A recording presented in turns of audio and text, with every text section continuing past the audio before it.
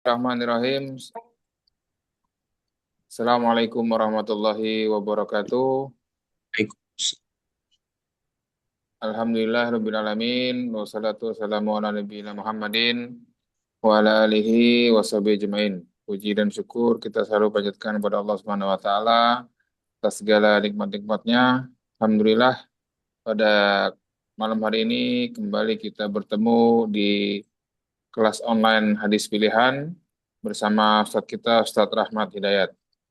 Salawat serta salam pada Rasul kita Rasulullah Muhammad Sallallahu Alaihi Wasallam serta keluarga, sahabat, serta pengikutnya hingga akhir zaman. Baik Bapak Ibu dan teman-teman sekalian, sebelum dimulai kembali diingatkan agar mikrofonnya dimatikan supaya tidak mengganggu jalannya kajian. Dan yang ingin bertanya terkait hadis yang akan disampaikan pada malam hari ini bisa ditulis di kolom chat. Insya Allah kita akan bacakan dan mungkin kita akan buka sesi tanya jawab langsung jika memang masih ada yang ingin ditanyakan. Baik, mari kita awali kajian kita dengan sama-sama membaca basmalah. Bismillahirrahmanirrahim. Tafadhol Ustaz. Baik, bismillahirrahmanirrahim. Assalamualaikum warahmatullahi wabarakatuh. Waalaikumsalam warahmatullahi wabarakatuh. Alhamdulillahi rabbil alamin. Wassalatu wassalamu ala ashrafil anbiya wal mursalin. Wa ala alihi wa sahbihi ajma'in. Allahumma inna nas'aluka ilman nafi'a wa rizqan tayyiba wa amalan mutaqabbala. Allahumma rabbana alimna al-Qur'ana wa as'idna bihi ya rabbal alamin. Kaum muslimin yang dirahmati Allah subhanahu wa ta'ala,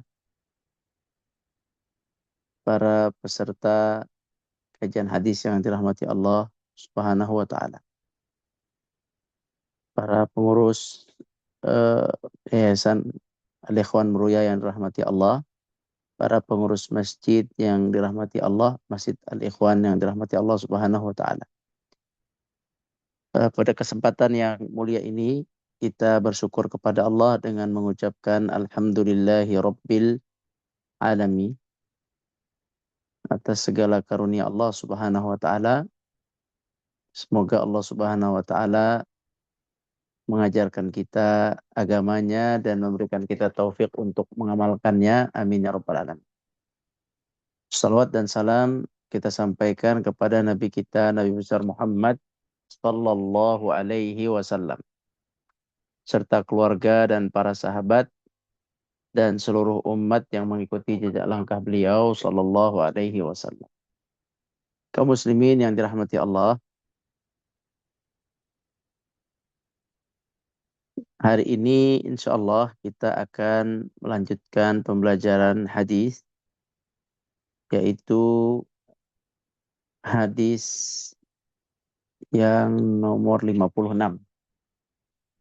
Hadis nomor 56 yang bertemakan tentang kewajiban memanjangkan dan memelihara jenggot.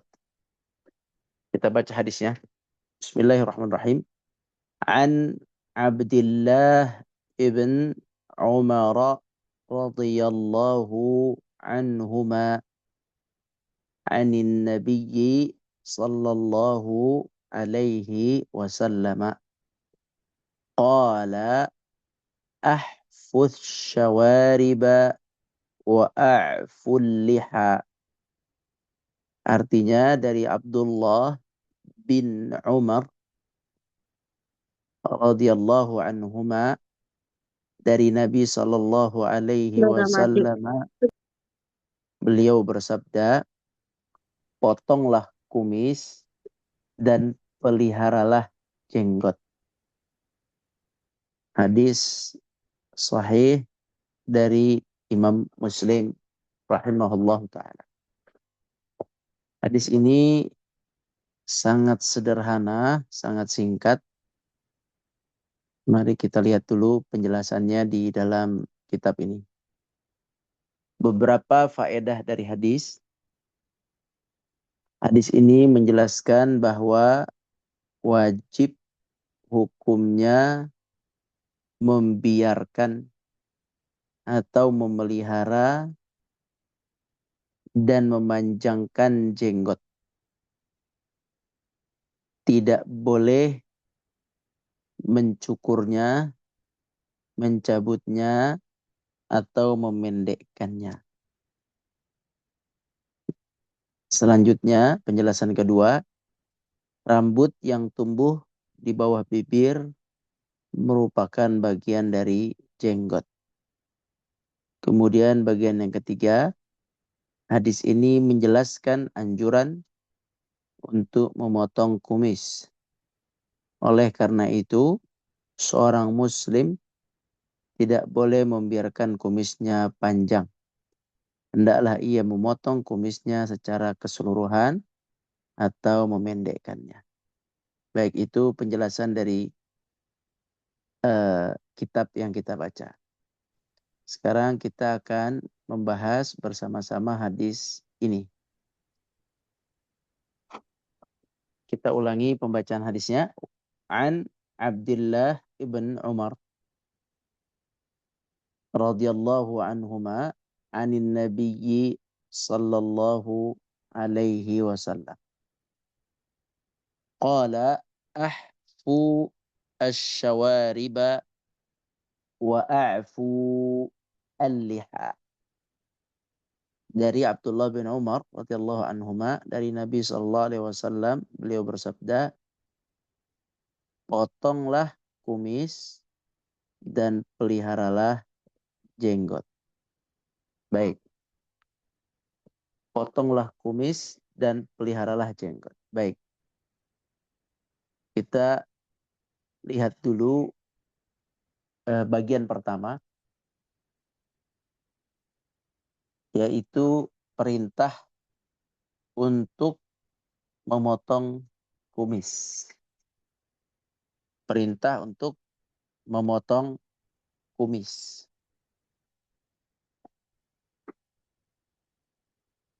Kenapa muslim disuruh untuk memotong kumis? Apa alasan utamanya?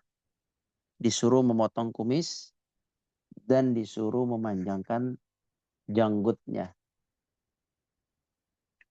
Sebelum kita membahas apa alasan utamanya, kita perlu tahu dulu bahwa tentu hadis ini berlaku untuk kaum laki-laki, untuk Bani Adam, untuk laki-laki. Karena yang memiliki kumis dan janggut adalah laki-laki. Sekarang, apa sebenarnya hikmah yang paling utama dari perintah Rasulullah SAW untuk memendekkan kumis dan memanjangkan janggut? Apa sebab utamanya? Sebab utamanya adalah sebagaimana dijelaskan di hadis lain dalam riwayat Muslim juga, bahwa Nabi SAW bersabda, khaliful majusa, khalifu al-majusa. Atau dalam hadis lain, khaliful musyrikin. Ya, ini artinya selisihilah orang-orang musyrik. Orang-orang musyrik itu adalah mereka yang dimaksud saat itu adalah al-majus.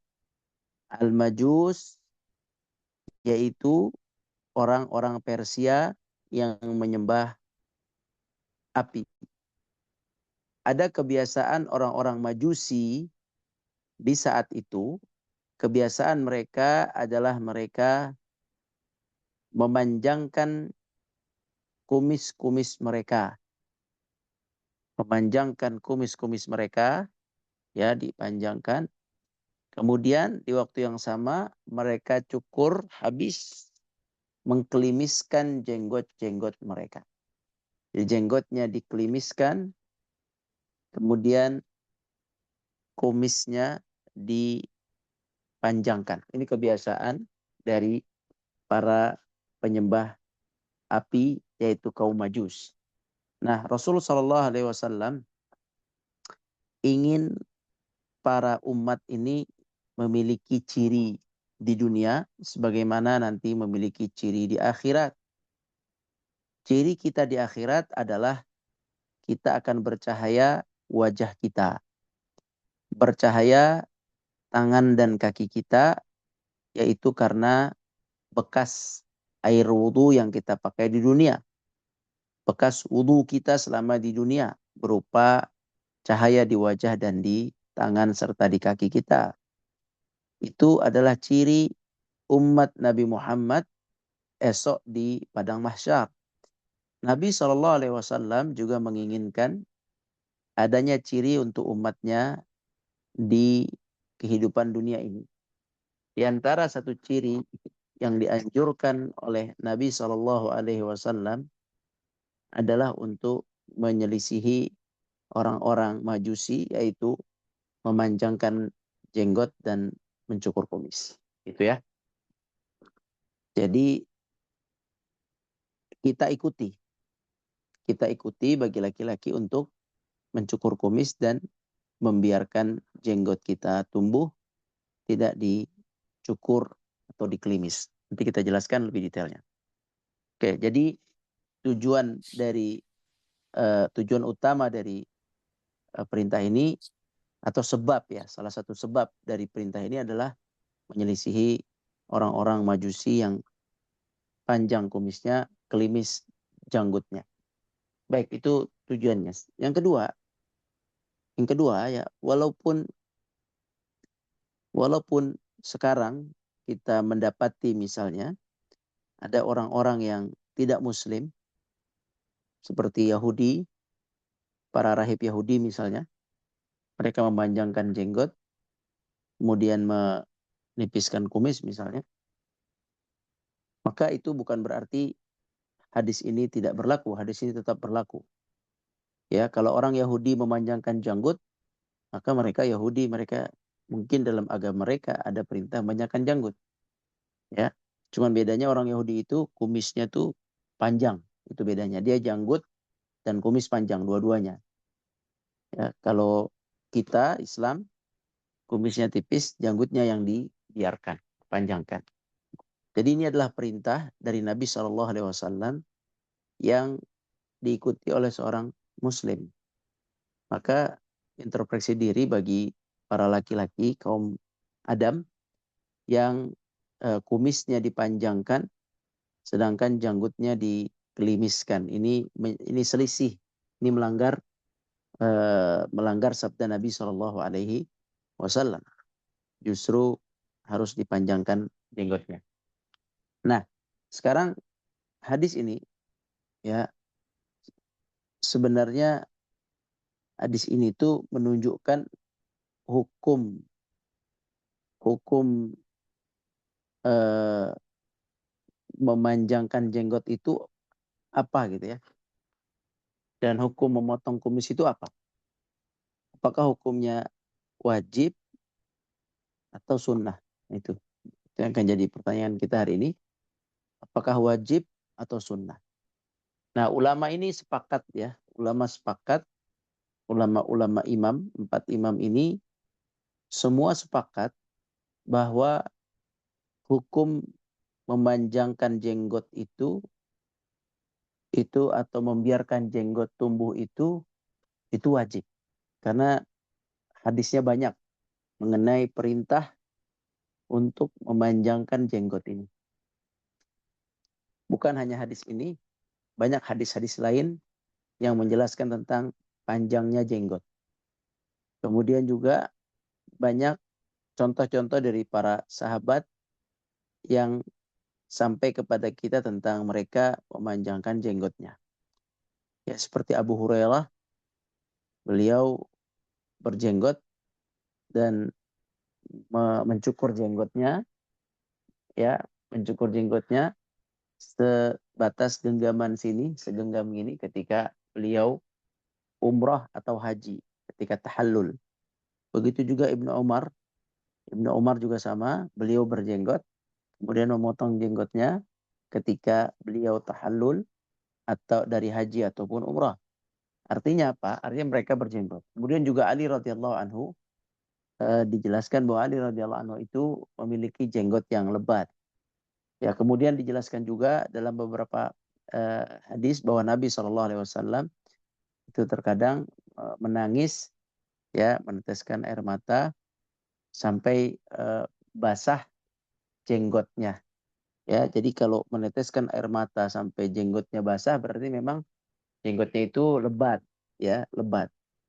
Jadi kaum muslimin yang dirahmati Allah, dari hadis-hadis tentang sahabat dan perintah Nabi tentang, ya, hadis-hadis tentang jenggot ini, baik dari Nabi sendiri ataupun dari sahabat, itu memang menunjukkan bahwa hukum memanjangkan jenggot ini hukumnya adalah wajib.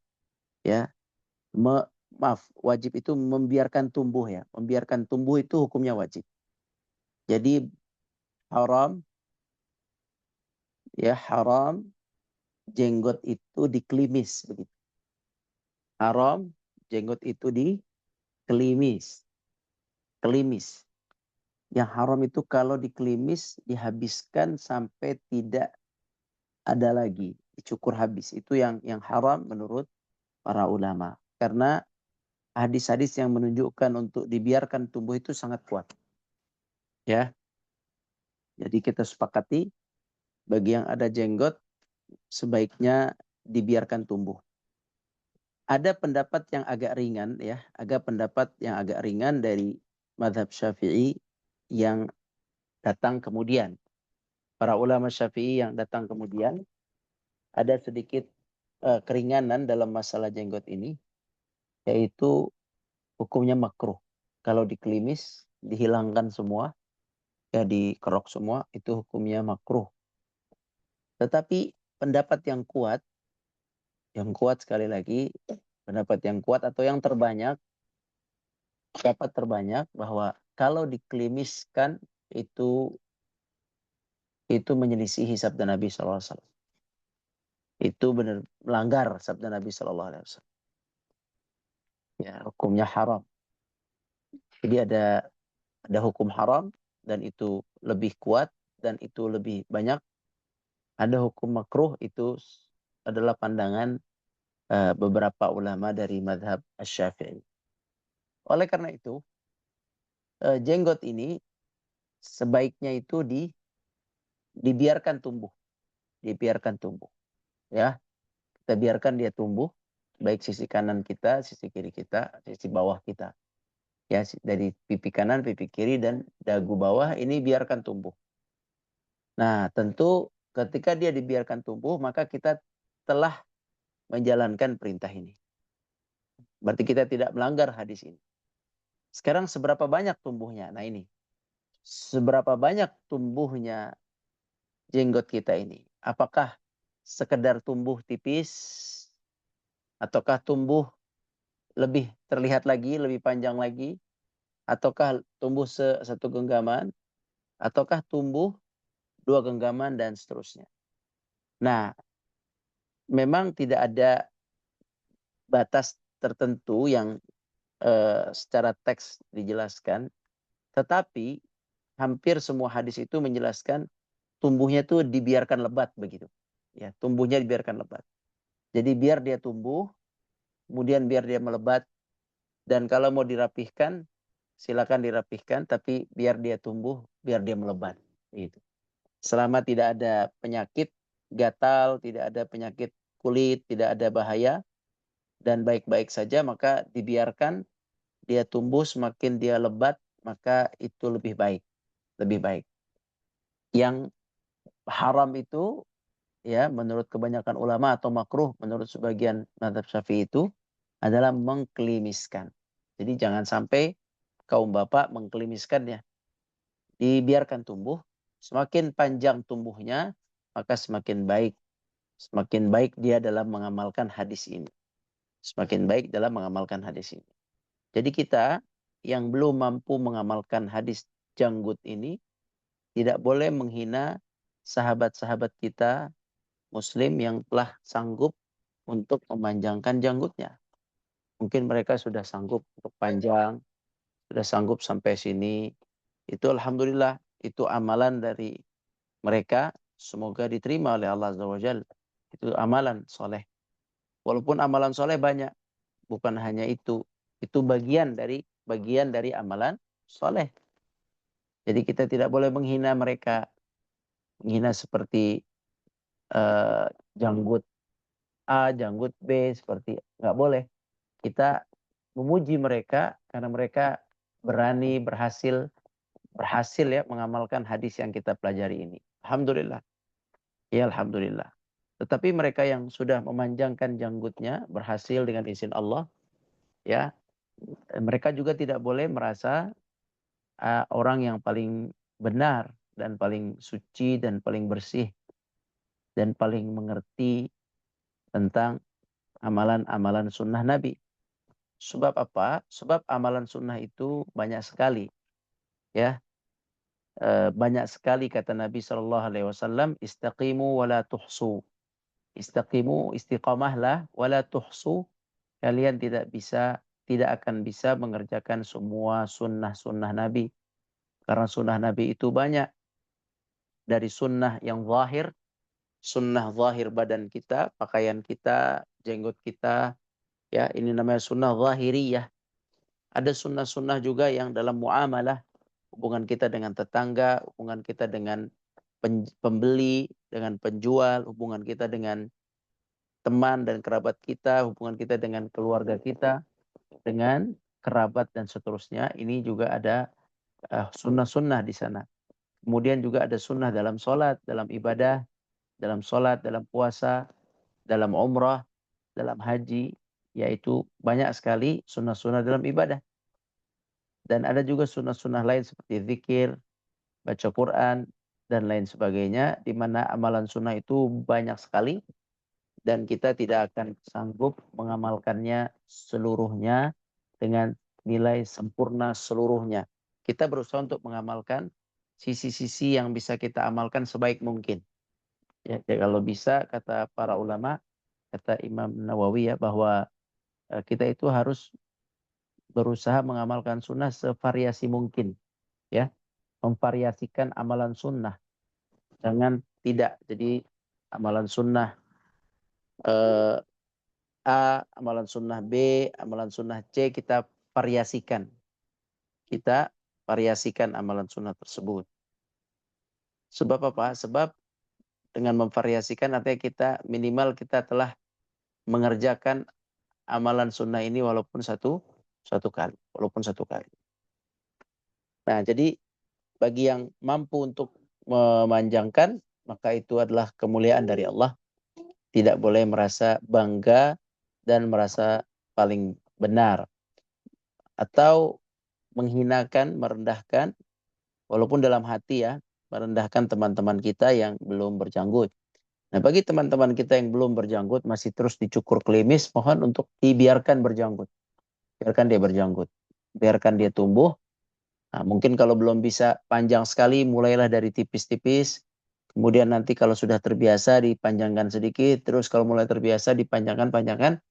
Tentu lebih panjang itu lebih baik ya. Kita puji mereka yang sudah Allah berikan kemampuan untuk memanjangkan janggutnya.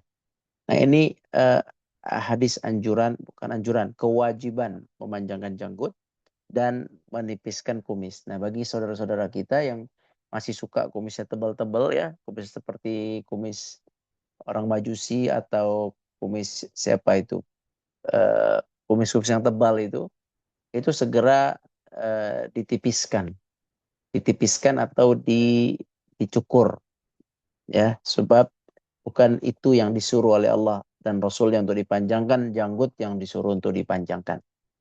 Ya, adapun kumis dianjurkan untuk dipendekkan.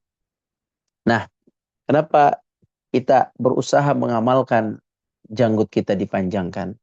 Ya, kenapa sih bagi kita yang punya janggut, mungkin ada yang punya janggut, kenapa kita usahakan untuk dipanjangkan? Karena perintah. Ya, karena perintah. Yang kedua, selain perintah, karena kita nanti di surga nanti, kita itu laki-laki, bahkan semuanya, itu kita tidak ada memiliki bulu apapun. Rasulullah SAW bersabda, yadkhulu ahlal jannati jannata. Ahli surga itu akan masuk ke dalam surga. Pada saat masuk ke dalam surga, mereka masuk dalam keadaan jurdan.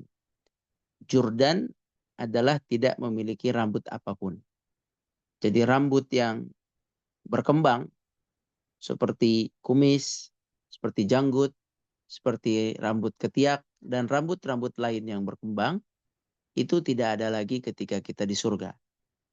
Ya, kita tidak ada rambut-rambut lagi. Tidak perlu mencukur lagi karena dia tidak berkembang seperti berkembangnya rambut-rambut ini di dunia ini. Kata Nabi, Jordan, mereka akan masuk surga Jordan tanpa rambut yang tumbuh kembang.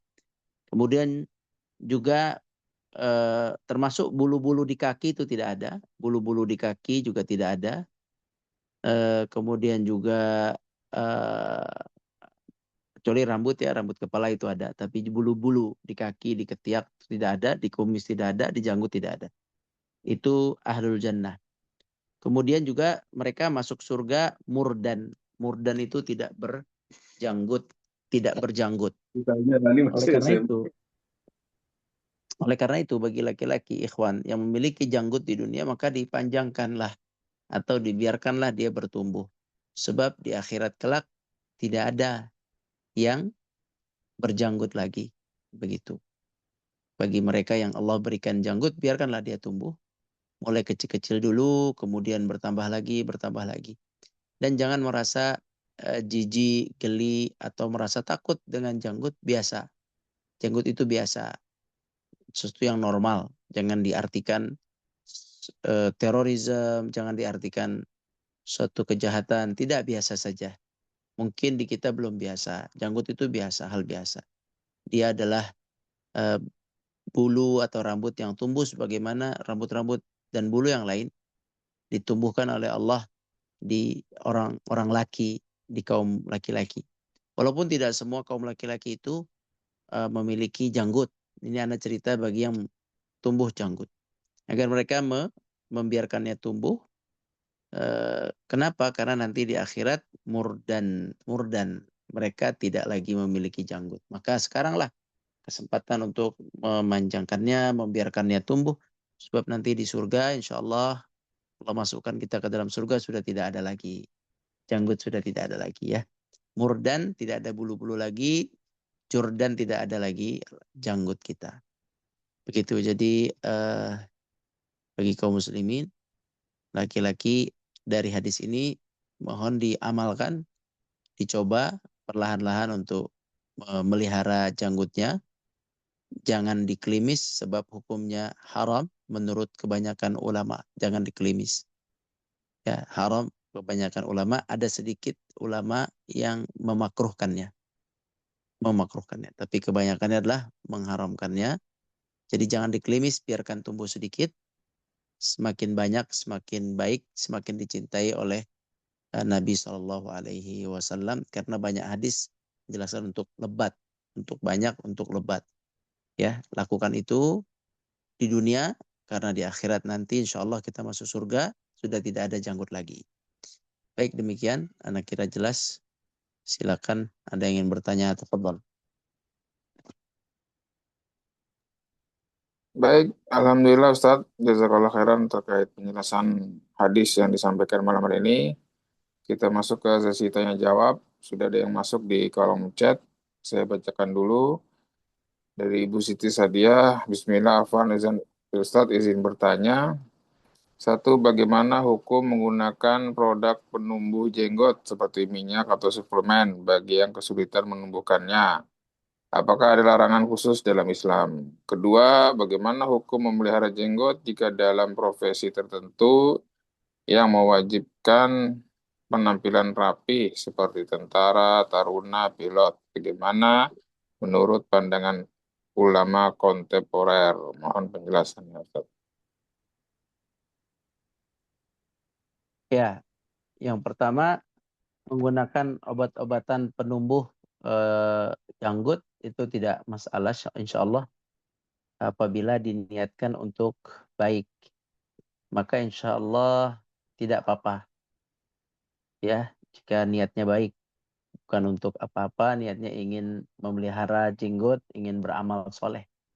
Ya, kalau kita memelihara jenggot itu eh, berarti kan kita mengamalkan sunnah 24 jam. Ya, mengamalkan hadis ini 24 jam. Hadis tentang membiarkan jenggot tumbuh. Ya, jadi ini sesuatu yang bagus. Kalau niatnya bagus untuk mengamalkan hadis ini, maka menggunakan obat itu tidak masalah insya Allah ta'ala. Baik.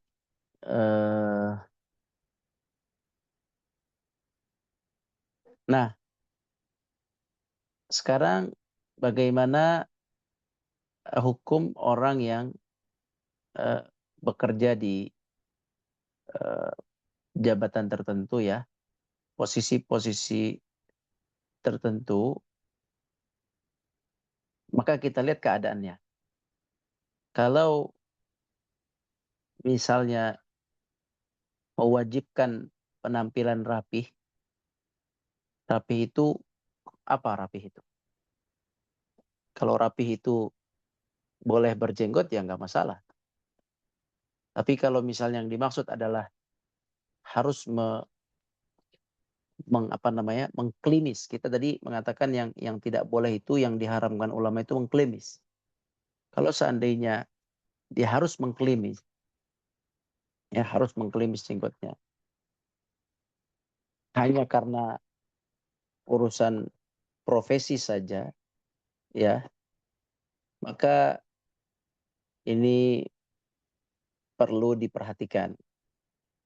Ya, sebaiknya dia berusaha untuk izin, ya, untuk izin agar bisa membiarkan jenggotnya tumbuh walaupun tipis. Ya, karena kalau alasannya hanya pekerjaan, itu bukan alasan syar'i. Kalau alasan pekerjaan. Jadi diusahakan tipis. Yang penting kan jangan dikelimis. Karena yakin kalaupun tipis itu masih boleh lah. Masa sih tidak boleh gitu ya. Tipis itu masih boleh. Jadi kalau misalnya benar-benar tidak boleh, nah ini perlu dipertimbangkan ini. Dipertimbangkan ya. Perlu dipertimbangkan kalau memang benar-benar tidak boleh. Seperti tentara misalnya tadi. Pilot, Anda kurang tahu boleh atau tidak. Tapi harusnya sih boleh walaupun tipis. Banyak pilot-pilot di pesawat Arab, mereka berjenggot biasa saja. Banyak tentara-tentara Arab juga dia berjenggot biasa saja, tidak ada masalah. Jadi harusnya diusahakan dia jangan mengklimis. Karena mengklimis tadi hukumnya haram menurut kebanyakan ulama. Biarkan tumbuh walaupun tipis. Eh, Kapan dibolehkan kita mengklimis jenggot? Benar-benar kita klimis sampai hilang gitu ya. Nah, seseorang itu boleh mengklimisnya ya jika itu dia itu terancam keamanannya. Kalau dia nggak klimis, dia dibunuh misalnya. Dia harus klimis. Kalau itu nggak apa-apa. Dia ditawan, harus diklimis semua. Kalau nggak dia dibunuh. Itu silakan kalau seperti itu terpaksa. Ya. Atau dia harus klimis. Dia ditangkap, dizolimi, dia suruh Dia klimiskan. Kalau lagi nggak ngulang. diklimiskan, dia diazab. Dia diazab. Ketuk ini Ini selalu namanya, videonya di ini namanya keadaan-keadaan terpaksa. Keadaan-keadaan yang membahayakan. Kalau keadaan membahayakan, dia harus mengklimis silahkan. Karena keadaan membahayakan. Tapi kalau tidak ada keadaan membahayakan, masalah profesi, masalah pekerjaan, harusnya bisa diupayakan tidak klimis. Dibiarkan tumbuh sedikit. Begitu ya. Anda harapkan mudah-mudahan bisa. Mudah-mudahan bisa insya Allah. Walaupun sedikit tumbuhnya. Insya Allah. Nah, silakan. Allahu a'lam. Baik, belum ada lagi Ustaz yang dari kolom chat. Mungkin, oh ada satu nih, maaf. Ustaz. Dari Ibu Siti Sadiah lagi, di era modern, sering muncul tuduhan bahwa memelihara jenggot dikaitkan dengan kelompok ekstrem tertentu. Bagaimana menyikapi stigma ini dan menunjukkan bahwa memelihara jenggot adalah perintah agama yang universal, bukan simbol golongan. Syukron. Tadi sudah Anda sampaikan, bagi kita belajar hadis ini, jangan lagi kita melihat orang yang berjenggot itu sebagai teroris atau orang yang jahat. Ya, kita sudah belajar hadis ini bahwa memelihara jenggot itu adalah perintah dari Allah dan Rasul-Nya. Nah itu kita fahamkan. Kita fahamkan jenggot itu milik ajaran Islam dan jenggot itu tidak ada kaitannya dengan terorisme, dengan ekstremisme, dengan apa, dia hanya mengamalkan perintah Nabi saja. Tidak ada hubungannya dengan itu. Dan banyak orang yang berjenggot dan orang-orang, dan jenggot itu biasa, laki-laki berjenggot itu biasa. Justru laki-laki berjenggot itu menunjukkan kelaki-lakiannya, ya, karena di antara laki-laki itu sudah baligh, di antaranya adalah tumbuh rambut di dagunya. Itu tanda dia sudah baligh. Oh, dia laki-laki, rajul, laki-laki begitu. Jadi nggak ada hubungannya sebenarnya antara ekstremisme dengan apa tadi itu, dengan terorisme, dengan janggut. Sebenarnya nggak ada hubungannya karena banyak orang yang berjenggot aman-aman saja. Jadi kita tepis, kita dulu bersihkan pemahaman kita, baru nanti kita tularkan ke yang lain bahwa nggak, tidak ada hubungan antara jenggot dan ekstremis. Kita harus hati-hati untuk, dan kita harus buang pemahaman itu, ya, dengan memahami hadis-hadis seperti ini. Nah, wallahu a'lam. Baik, mungkin kita buka sesi tanya jawab langsung kalau memang masih ada yang ditanyakan. Silakan Bapak Ibu bisa membuka mikrofonnya. Mungkin masih ada yang ingin ditanyakan terkait hadis yang disampaikan malam hari ini.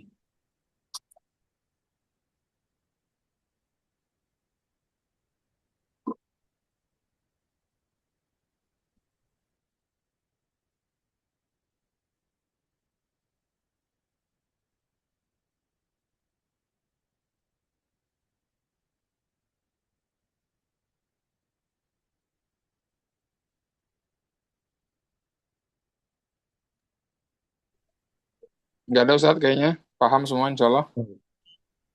Iya, karena ini buat laki-laki ya. Iya, Alhamdulillah.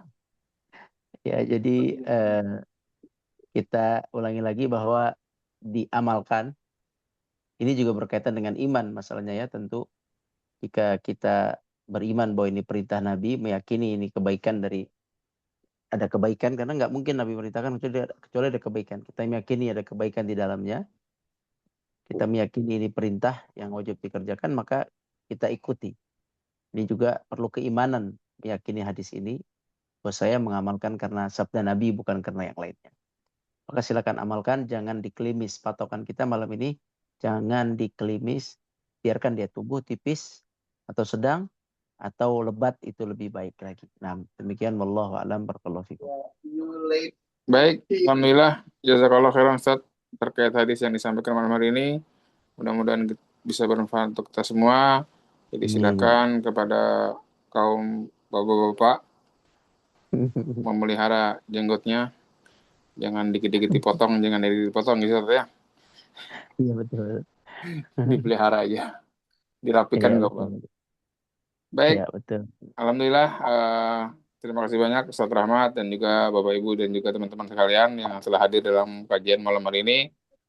Mari kita akhiri dengan sama-sama membaca kafaratul majelis. Subhanakallahumma bihamdika, asyhadu an la ilaha illa anta astaghfiruka wa atubu ilaik. Insya Allah kita bertemu di Sabtu yang akan datang. Mohon maaf atas segala kekurangannya. Assalamualaikum warahmatullahi wabarakatuh. Waalaikumsalam warahmatullahi wabarakatuh. Jazakumullah khairan, barakallahu fiik. Baik.